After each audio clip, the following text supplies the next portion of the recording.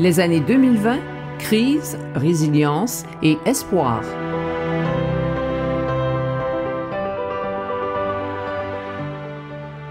L'année 2020 s'ouvre sur une onde de choc mondial. La pandémie de COVID-19 bouleverse toutes les sphères de la société.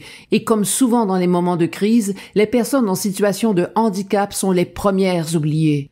L'ORAC, fidèle à sa mission, se mobilise. Premier dossier, l'accès à l'information. Alors que le gouvernement diffuse une avalanche de consignes, de mesures et de mises à jour, une réalité s'impose. Une grande partie de cette information n'est pas accessible aux personnes aveugles et malvoyantes.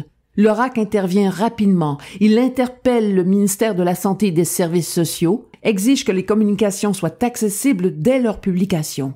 Cette pression mène à la création d'un comité de travail chargé d'identifier les documents à adapter et à la mise en place d'une cellule de coordination sous la direction de l'OPHQ. Mais le temps presse.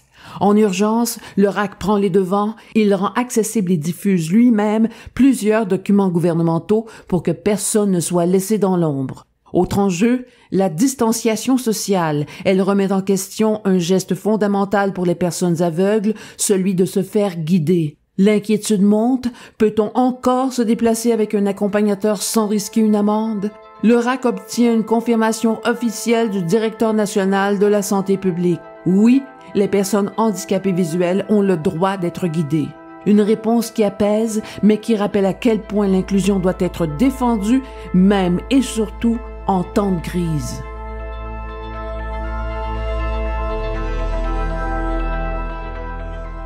Le numérique comme levier d'inclusion.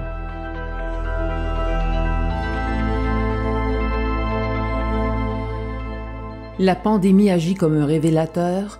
Le numérique est devenu central dans nos vies. Et pourtant, il reste truffé d'obstacles pour les personnes handicapées visuelles. En 2020, l'ORAC passe à l'action. Il lance une campagne pour un web québécois accessible, mobilise les milieux communautaires, publics et privés, interpelle les autorités, propose des solutions. Il réclame notamment des programmes de subvention pour aider les entreprises et les organismes à rendre leurs sites accessibles. En 2021, cette mobilisation porte ses fruits. L'ORAC est entendu par la Commission des finances publiques dans le cadre du projet de loi numéro 6 sur la cybersécurité et le numérique.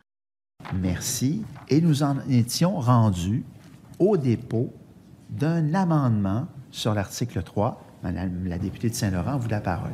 Alors, amendement, article 1, article 3 de la loi sur le ministère de la cybersécurité et du numérique.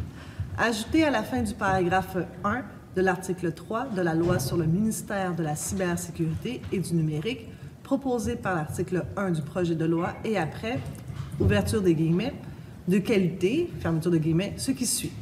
Ouverture de guillemets, virgule, en s'assurant autant que possible de ne pas causer de fracture numérique, fermeture de guillemets, point, et ça serait l'amendement pour répondre à une des préoccupations qui a été soulevée, notamment par le regroupement des aveugles et des amblyopes du Québec. Résultat, un amendement est adopté obligeant le gouvernement à éviter toute fracture numérique. Une victoire majeure qui inscrit l'accessibilité dans le cœur même de la transformation numérique du Québec. Les aides visuelles, un combat qui continue.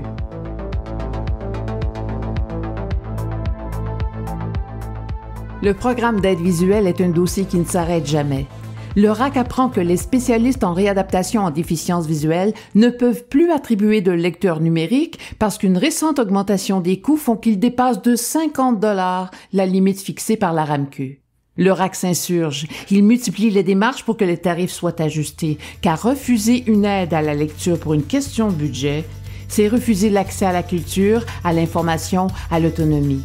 Heureusement, le dossier se règle rapidement et la RAMQ accepte de réviser à la hausse le montant attribué aux lecteurs numériques.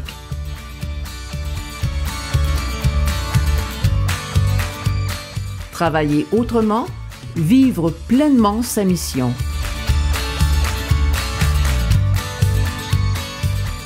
Au fil des années, les loyers n'ont cessé d'augmenter. Pour l'ORAC, comme pour bien d'autres organismes, cette pression financière devient difficile à justifier, surtout dans un contexte où le télétravail s'est imposé comme une nouvelle norme. Déjà, une grande partie de l'équipe travaille à distance. Le RAC est un organisme provincial et ses membres sont répartis aux 4 coins du Québec. Les rencontres se tiennent sur des plateformes numériques ou par téléphone. Dans ce contexte, maintenir des bureaux permanents dans un espace coûteux n'a plus de sens.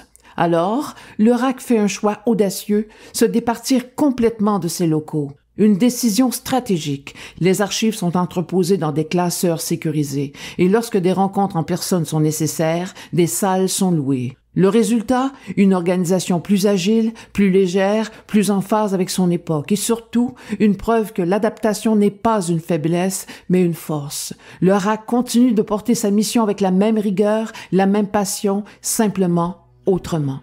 Petite pause en récit pour souligner celles et ceux qui ont porté le flambeau du RAC durant les années 2020. À la présidence, Francine David, Carole Giguère, René Binet.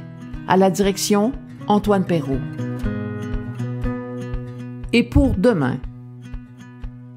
Après 50 ans de mobilisation, de lutte et de victoire, le RAC prend un moment pour regarder en arrière, mais surtout pour se projeter en avant.